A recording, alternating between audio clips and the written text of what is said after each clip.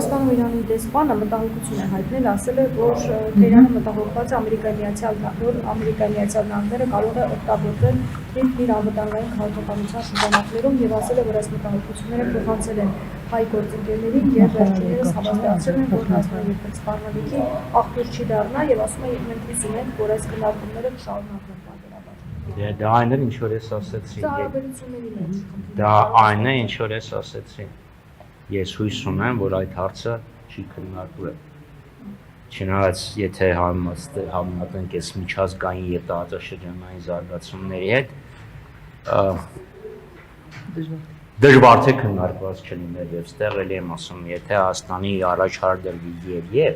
եւ խոսքը միայն 25%-անոց ներողություն կամ եւ խոսքը մենակ 25%-անոց մաքսային տարիքների չվերաբերվի։ Այդ դեպքում մենք շատ լուրջ անվտանգային խնդիրներ ունենք։ Ժամանակագրությունը մտահոգիչ չէ։ Մենք Ամերիկայի հետ քննարկել ով պետք է լինի այդ ճանապարհին, քանի որ մեծ մասը փաստորեն իրենց է պատկանում։ Այստեղ տեսեք, մի քանի խնդիր ան ներդրված։ Առաջինը իրավական ռեժիմ, ակնհայտ է, որ իրավական ռեժիմը, որը գործելու այդ ճանապարհի վրա, տարբերվելու է այն իրավական ռեժիմից, որը գործում է դիցուկ M1 միջպետական մայրովը։ Այսինքն դա արդեն միջանց։ Դրա վրա Հայաստան ունի ինքնիշխանության սահմանափակ։ Մյուս ովքեր են կառավարել 26-74-ը, 76-24, ինչևէ, 1/3 դա կառուցապատման իրավունքին է վերաբերում։ Հիմա front office, back office, ով է ստուգել, ով է թույլտվությունը տալու, այստեղ իհարկե կան խնդիրներ։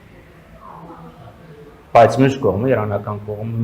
իրանական կողմը ունի լուրջ մտավախություններ, որ շինարարության պատերվածի տակ նաև այլ ուժեր կարող են տեղակայվել։ Եվ դա Հայաստանի համար լուրջ խնդիրներ կարող է ստեղծվի, այսինքն մենք որ ասում ենք, գիտեք, այն որ դուք թռի բռի sense բաներ եք անում, դեռևս 21 թվականին որ ասում եք, թե ինչ կա ռուսները թող լինեն Ղարաբաղում, իսկ սոտ խոզնավարում թող այլ երկրներ լինեն, Հայաստանը կարող է դարձնել տիտանների մարտադաշտ, դա Հայաստանի համար լուրջ Հայաստանը ամբողջապես վերահսկելու եւ այս դեպքում իշխանությունն է պահպանվել, ահա։ Ժողովուրդ հասկանում եմ, հիմա այս տեքստը որ կարդում եք, երևում է, չէ՞ որ ինչ որ գրված է եղել, հետո մի բան ավելացված է եղել եւ ամենահավանականությամբ ինքնիշխանությունը ինձ նա որ Հայաստանը գրել է։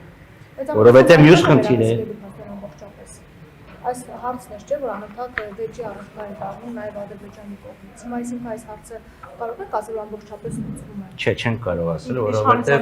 որովհետեւ 3 կողմ է, այս 3 կողմ է ստեղ ներգրաված, ընդ որում չմոռանանք, որ մյուս երկու կողմերին ամերիկյան կողմը նախագահ Թրամփի խոստովանությամբ ուժով է բերել նստացել եւ այս թողը ստորագրել տվել։ Նեթանյահուի հետ վերջի հանդիպմանը դեկտեմբերին, չէ, Մարալագոն ինչ ասեց, ասես չէին ուզում 1% մաքսաթուղթ դրեցի, այդքան ստորագրեցի։ Այնպես որ եթե այդքան շատ լավ թուղթ լիներ, ինչի էր պետք ստիպել, որպեսզի հայկական կողմը գար ստորագրել, մյուս էլ եմ ասում։ Գործելու այլ իրավական ռեժիմ,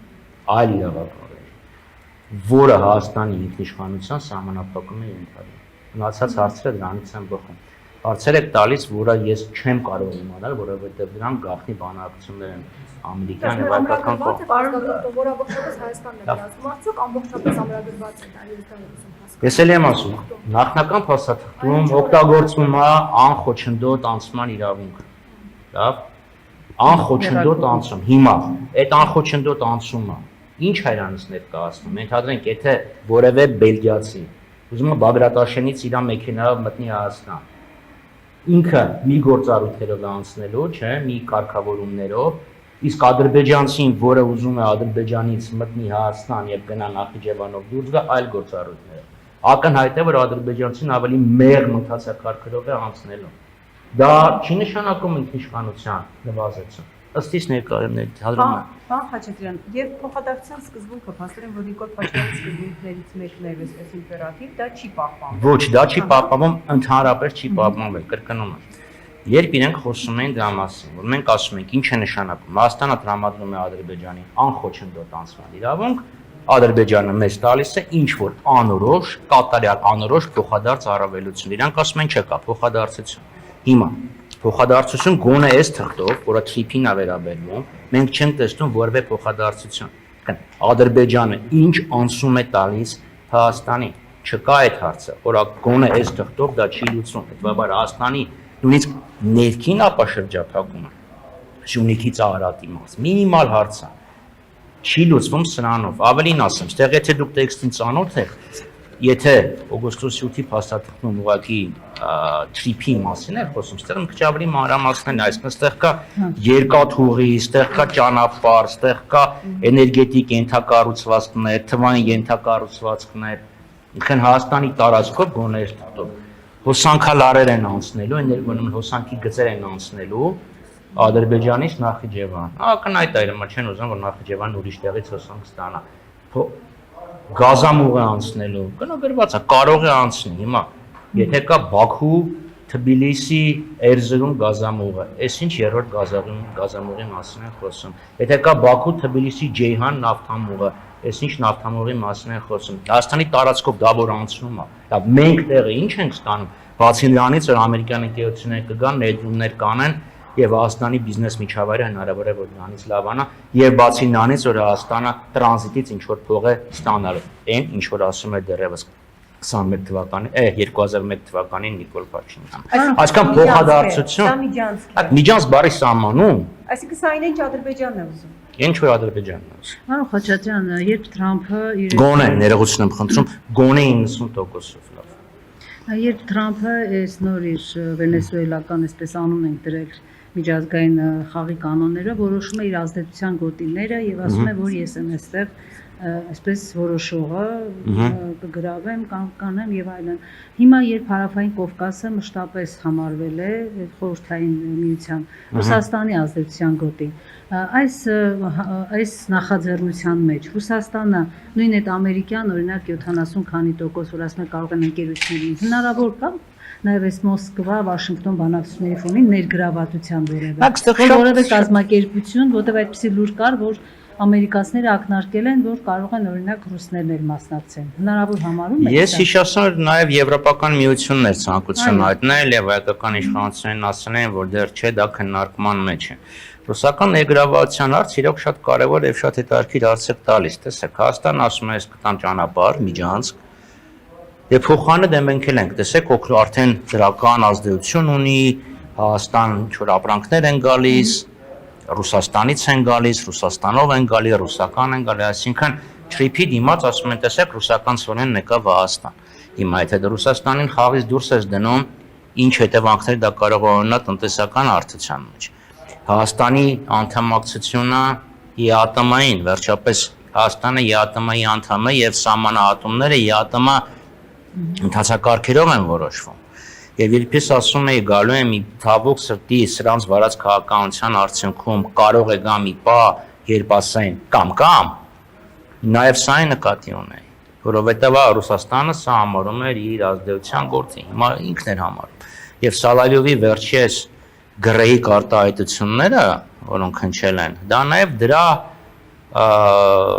բովանդակային բազիսը նայենք էլի այո ամերիկան ասում է ամերիկա մարտհամակը հիմն է դա Պանամայի ջրանցքի համար շատ կարևոր է Գրենլանդիան ամերիկային ավելի մոտ է արկտիկ շրջանին ավելի մոտ է դա հիմն է հիմա նույն տրամաբանությամբ ռուսները կարող են ասեն դե սա էլ հիմն է եւ այստեղ արդեն այս գեոպոլիտիկ բախման չինացիները մյուս կողմից կան որտեղ ստեղ նաև միջին միջանցքի տրանսկասպյան ուրեմն միջանցքը դա նաև միջին միջանցքա կոչում այս հարցը կա եւ այս հարցերում այս արտաքին քաղաքականությունը լուրջ իրանց վարած կարող է լուրջ խնդիրների առաջ կանգնացնի Հայաստանին եւ ելի եմ ասում Իրանի հարցը ենթադրաբար այս ոճի թուղթ պետքա ստորագրվեր JD Vance-ի գալու ժամանակ դա իմ ենթադրությունն է Արդյոք JD Vance-ը այլևս չի գալու, եթե գալու է ինչ են ստորագրելու, կամ ինչի Արարատ Միրզոյանը ասենց արագ գնաց։ Կարծում եմ կա Իրանի հետ կապված։ Ես կարծում եմ, որ այո, ես կարծում եմ, որ կա այդ խնդիրը Իրանում այս անորոշությունների եւ ասկան ռիսկային ֆոնի վրա է դա տեղի ունեցել, հիմա չգիտենք։ Արագացվել են գործընթացը։ Կարծում եմ այո, եւ ստեղ էլի եմ ասում շատ լուրջ խնդիրներ կան, որովհետեւ մեր անվտանգությունը, անկախությունը մենք կարողացել ենք ապահովենք գոնե մինչեւ 20 թվական, որովհետեւ ունեցել ենք ազնիվ աշխատանքային հարաբերություններ թե հյուսիսի, թե հարավի, թե արևմուտքի, թե օվկիանոսից այն կողմ արևմուտքի հետ։ Այստեղ ես այդ ռիսկը տեսնում։ Պարոն Խաչատրյան, ճիշտ հասկացա, մի այսպիսի թուղթ էլ, այսինքն Ադրբեջանը Ամերիկայի հետ պետք է ստորագրի իր հատվածով, թե չէ։ Այստեղ իր հատվածի խնդիր չկա, այստեղ որևէ ստորակետ չկա, թե Ադրբեջանի տարածքով Հայաստանի ինչ անցում է ստանալու։ Այստեղ խոսքը վերաբերվում է մտնում ես Հայաստանի հարավ-արևելքից, լավ, Մեղրի նախկին շրջանի արևելքից, դուրս ես գալի Մեղրի նախկին շրջանի արևմուտքից գնում ես դեպի Նախիջևան։ Այդ հատվածին, այդ 42 կիլոմետրին է վերաբերվում, չնայած ասում է տեղը դեռ չենք որոշում, կարող է 42 չի, մի քիչ բարձրանա, մի քիչ իջնի։ Եվ մյուս խնդիրը վերջը հասկանանք, որովհետև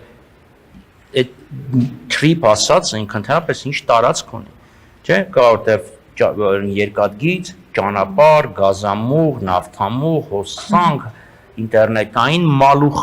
ինչքան է այդ տարածք։ Բավականին հարցեր կան, որ առաջի հարցը եղավ, արդյոք հարցերին պատասխանը ստացակ, չէ, ավելի հարցեր